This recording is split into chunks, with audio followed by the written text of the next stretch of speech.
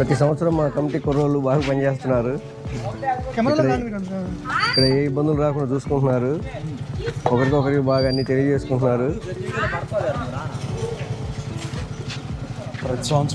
ప్రతి సంవత్సరం బ్రహ్మాండంగా ఏ ఇబ్బందులు లేకుండా చేసుకుంటున్నారు. అందరూ కలిసిమెలిసి బాగుంటున్నారు. ఎక్కడ ఏ సమస్యలు వచ్చినా అందరూ కలిసి పాలు పంచుకుంటున్నారు. ఏ ఇబ్బందులు లేకుండా అందరూ బాగుంటున్నారు. 19 సంవత్సరాల నుంచి. ఓకే, నేను బుల్లెట్ గారిని అడిగినప్పుడు మీరే ఎక్కువ సహకరిస్తున్నారు, మీ వల్ల ఇది చాలా వరకు 10 సంవత్సరాల నుంచి ఏ గొడవలు లేకుండా జరుగుతుందని చెప్తున్నారు. అట్లేం లేదు, అందరూ సహకరిస్తున్నారు కాబట్టి అది సక్సెస్ అవుతుంది.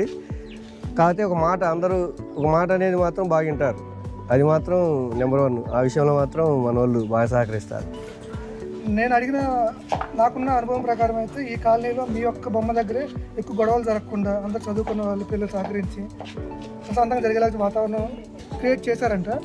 మీ సహకారము మళ్ళేమో ఇట్లా కొంతమంది పేర్లు చెప్పారు. ఆ పెద్దవాళ్ళ పేర్లు మీరు కూడా చెప్పగలరా కొంచెం? సుబ్బారావు, ఖమ్మం సుబ్బారావు, పెద్దరోసయ్య, రంగా, ఎత్తికొండ మల్లయ్య, అందరు సహకారం బాగుంటుంది. అందరూ సహకరిస్తారు.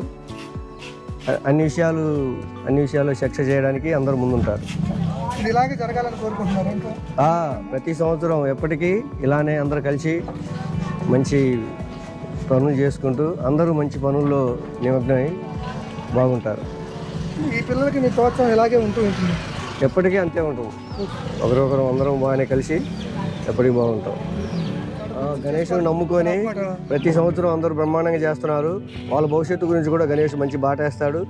అందరికీ మంచి భవిష్యత్తు ఇస్తాడు. వాళ్ళు ఇలాగే ఎప్పటికీ బాగుండాలని మనస్ఫూర్తిగా గణేష్ దీవించాలని కోరుకుంటున్నాం.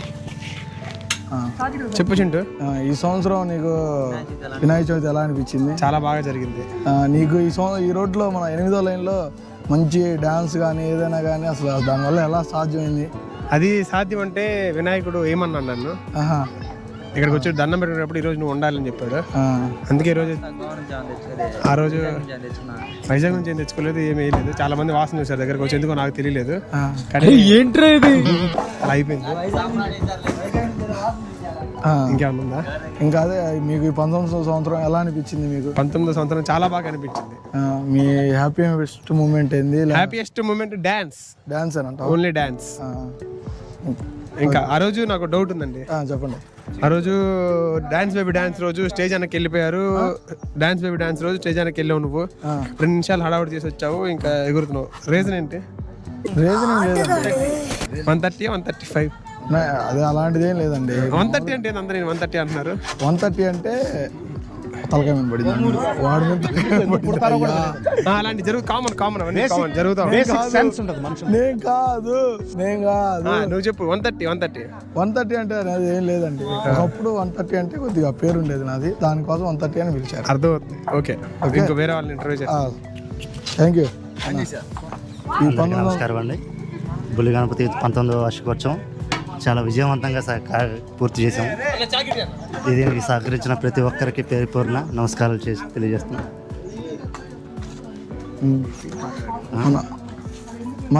మీరు ఏ కోరిక కోరుకున్నారు కదా, అది నెరవేరిందిగా. లాస్ట్ రోజు మొత్తం ప్రసాదం మొత్తం మీరే చేశారు అంటే ఏం కోరిక కోరుకున్నారు? నెరవేరింది కదా, ఏంటిది అది అసలు? అలాంటివి చెప్పకూడదండి. చెప్పాలండి, మనం వింటారు కదా అందరూ. చెప్పాను ఇంకా దేదోడు చెప్పు డ్యాన్స్ కానీ వాటి గురించి చెప్పనా? ఈ 19వ సంవత్సరం బుల్లి గణపతి ఎట్లా జరిగింది అసలు? బాగా కాలనీలో ఈ 8వ లైన్లో ఉన్న శ్రీ బుల్లి గణపతి విగ్రహం అంతా బాగా ఈ 5 సంవత్సరాల నాటికి బాగా హడావుడిగా హ్యాపీగా సాగిపోయింది. మాకు బుల్లిరెడ్డి అన్న కమిటీ లీడర్ అంతా హ్యాపీగా సక్రమంగా ఏ గొడవలు లేకుండా అందంగా జరిగింది. ప్రతి సంవత్సరం ఇలానే హ్యాపీగా జరగాలని కోరుకుంటున్నాం. హ్యాపీయెస్ట్ మూమెంట్ ఏదంటే డ్యాన్స్ ప్రోగ్రామ్ రోజే. ఆ రోజు బాగా కోలాటం వేసి కలరింగ్ బాగా హ్యాపీగా అందరూ జోరుగా బాగున్నారు అందరూ. దానివల్ల చాలా హ్యాపీగా ఉంది. ఈ సంవత్సరం వచ్చే సంవత్సరం కొంచెం ఇంకా గ్రాండ్గా చేసుకోవాలని కోరుకుంటున్నాం. వచ్చే సంవత్సరం హోమాలు అన్నీ పెట్టుకుందాం అనుకుంటున్నాం. అది కూడా ఒకసారి వచ్చే సంవత్సరం హోమాలు పెట్టి కొంచెం హ్యాపీగా ఇంకా కలరింగ్ అట్లుంటుంది మనతో ఎక్కువగా ఉండేటట్టుగా వాల్యుబుల్ వర్త్ క్యాండిడేట్ కాబట్టి బాబీ కామెంట్స్ కరెక్ట్గా ఉంటాయి. బాబీ నువ్వు చెప్పాలి, వినాయక చవితి మన కమిటీ మీటింగ్ స్టార్ట్ అయింది, చందాలు తిరిగి స్వామివారి పూజ కార్యక్రమం నిమజ్జనం కూడా అయిపోయింది. నీకు మొదటి నుంచి నీకు నచ్చిన పాయింట్లు నచ్చినవి నువ్వు వినాయక చవితి మన కమిటీ గురించి వినాయక చవితి గురించి చెప్పాలి. ముందుగా అందరికి నమస్కారం. మనం వినాయక చవితి పనులు ఆగస్టు 3వ తారీఖు నుంచి మొదలు పెట్టాము. అలా చేసుకుంటా 18వ తారీఖు మనం స్టేజ్ మొదలు పెట్టాము. పండగ 27వ తారీఖు వచ్చేసింది. చూడు బాబాయ్, అరే అంజిరెడ్డి, శివనాగరాజు శివనాగరాజు గారు చెప్పండి అన్న. మీరే ఈ కమిటీకి హెడ్డా? కాదన్న, అంటే నెక్స్ట్ జనరేషన్కి మన బాబాయ్ వాళ్ళన్న. మన బాబాయ్ వాళ్ళు ఏంటంటే బుల్రెడ్డి బాబాయ్, గోపి బాబాయ్, జూనియర్ మామ, ఎంటీ మామ, కృష్ణారెడ్డి బాబాయ్, వీళ్ళ 5గురు నాకు చెప్తాడు ఇలా చెయ్యాలి, బొమ్మకి ఇలా ఉండాలి, అందరిలా కాకుండా ఎవరు మంచిగా ఉండాలి, అందరు వేరు, దేవుడి కోసం బాగా చెయ్యాలి అని బాబాయ్ చెప్తూ ఉంటారు. నాకెవరన్నా మంచిగా చెప్పేవాళ్ళు ఉన్నారంటే వీళ్ళ 5గురే, దాంట్లో కూడా బాబాయ్ ఒకడు. ఈ బాబాయ్ వాళ్ళు నాకేం చెప్తే అది చేస్తాను. ఒక్క మాటతో లేచి 2 జేబుల్లో చేతులు పెట్టుకుని నడుచుకుంటూ వెళ్ళిపోతున్నాను. నేను ఎక్కడికి వెళ్తాను కూడా నాకు తెలియదు. శ్రీనివాసరెడ్డి గారు, మీ బాధ్యతలు నెక్స్ట్ బాబీకి అందించడానికి మీకేమన్నా అభ్యంతరం ఉందా? పూర్తి బాధ్యతలు అయితే అప్పగించలేము. కొన్నిటికైతే బాబీ మిస్టర్ పర్ఫెక్ట్ అనే చెప్పొచ్చు. మెయిన్గా వచ్చేసి దేవుడి దగ్గర శుభ్రం చేయటం కానీ, పూజా కార్యక్రమాలు కానీ, ఈ పని చెప్తే చాలు వాడు చేస్తాడు. కాబట్టి కొన్నిటి దగ్గర అంటే ఓవరాల్గా మా కమిటీ ఏంటంటే కొంచెం పెద్ద కమిటీ, వీడికంటే పెద్దవాళ్ళు ఉన్నారు, వాళ్ళు చేస్తారు. మా కమిటీలో వీళ్ళు గొప్ప అని ఉండదు. కాబట్టి మేము ఏంటంటే మొదటి నుంచి వచ్చేసరికి మేము పెద్దగా అనిపిస్తాంలే, కానీ అందరూ సమానమే. కాకపోతే కొన్ని విషయాలన్నీ పూర్తిగా అప్పుడే వీళ్ళేమో కొంచెం టైం ఉంటుంది.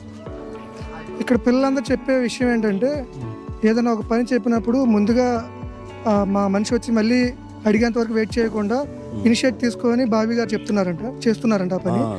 కాబట్టి అది కాకుండా మిగతా వాళ్ళందరూ అని అంటారు, కానీ వాడే బాగా చేస్తాడు. మిగిలిన వాళ్ళతో పోలిస్తే బాబీలో ఉన్న ప్రత్యేకత ఏంటి? బాబీలో ప్రత్యేకత అదే. ఈ సంవత్సరం నేను అబ్జర్వ్ చేసింది అయితే, నాకు నచ్చింది అయితే, మనం చేసేదే పండగ కార్యక్రమం కాబట్టి పూజ దగ్గర మాత్రం పూజారి గారు వస్తున్నా, ప్రసాదం దాతలు వచ్చినా కానీ ఆ టైంకి కరెక్ట్గా ఉంటాడు. అక్కడ శుభ్రం చేసి నీట్గా ఉంచుతాడు. మీరు నిమజ్జనం అదే లాస్ట్ పూజ అప్పుడు కూడా పంతులు గారు కూడా అదే కాంప్లిమెంట్ ఇచ్చారు బాబీకి. మన కార్యక్రమమే పూజది కాబట్టి మెయిన్ దాంట్లో బాబీ చాలా నెంబర్ 1గా ఉన్నాడు. థ్యాంక్స్ అండి, చాలా థ్యాంక్స్ అండి. బాబీ, నువ్వు ఇంత కష్టపడుతున్నావు దేవుడి కార్యక్రమం కోసం, దీని నుంచి నువ్వేమైనా ప్రతిఫలం ఆశిస్తున్నావా? నాకు ప్రతిఫలం అదేం ఏవద్దన్నా. ప్రతి సంవత్సరం ఈనాడు పండగకి ఎన్ని రోజులు ఉంటే బొమ్మ అన్ని రోజులు రేటు వచ్చి దేవుడికి సేవలు చేసుకుంటే నాకు అది చాలన్నా. ఎప్పటికైనా ఈ భక్తి ఇలాగే ఉంటుంది అనుకోవచ్చా? అనుకోవచ్చు అన్న. మీరు మళ్ళీ చదువుల్లో బిజీ అయిపోయి మీకు ప్రత్యేకంగా టైం దొరకపోవడం వల్ల మళ్ళీ వినాయక కార్యక్రమానికి దూరంగా ఉండే పరిస్థితి వచ్చినప్పుడు మీరు ఎలా దీన్ని బ్యాలెన్స్ చేసుకుంటారు? ఇలాంటి సంఘటనలు జరిగినప్పుడు మేము మా కాలేజీలో ఫుల్ పర్మిషన్ తీసుకొని పెద్ద వాళ్ళ దగ్గర వెళ్ళి కూడా పర్మిషన్ తీసుకొని మ్యాక్సిమం పండగకి రానని ట్రై చేస్తూ ఉంటానన్న.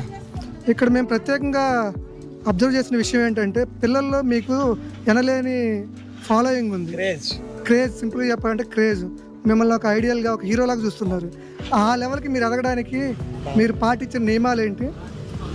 వాళ్ళకి మీరు ప్రత్యేకంగా ఆకర్షణీయంగా మారడానికి మీరు మీ జీవితంలో మార్చుకున్న మార్పులు ఏంటి? అది తెలియాలంటే ఒక బాబీ చెప్పేదానికంటే బాబీ ఎవరినైతే మోటివేట్ చేస్తా వాళ్ళు చెప్తారు, నీకు రారా వాళ్ళు పట్టుకో మనీ నువ్వు మనీ చెబుతాడు లేదు. చిన్నపిల్లలు అయితే భయపడుతున్నారు. చెప్పు బాబీ, పిల్లల్లో నీకు ఆ ఫాలోయింగ్ కారణాలు ఏంటి? ఏమన్నా మరి నాకు తెలీదు. ఏమన్నా కార్యక్రమాలు జరిగినప్పుడు నేను అక్కడికి వెళ్తాను అంటే పిల్లలు ఎవరో కూడా తెలియదు నాకు. అందరూ వెళ్ళి బాబీ అన్న అని పలకరిస్తారు. నిజం చెప్తున్నా, నాకు ఎవరో కొంతమంది తెలుసు. అలా కొంతమంది వల్ల వాడు చెప్పుకుంటా నా బాబీ అన్న అని అందరు పలకరిస్తారు. చెప్పుకోవడానికి నువ్వు ప్రత్యేకంగా చేసిన కార్యక్రమాలు ఏంటి? వాళ్ళని కార్యక్రమాలు చేసినట్టు ఏమీ లేవన్నా.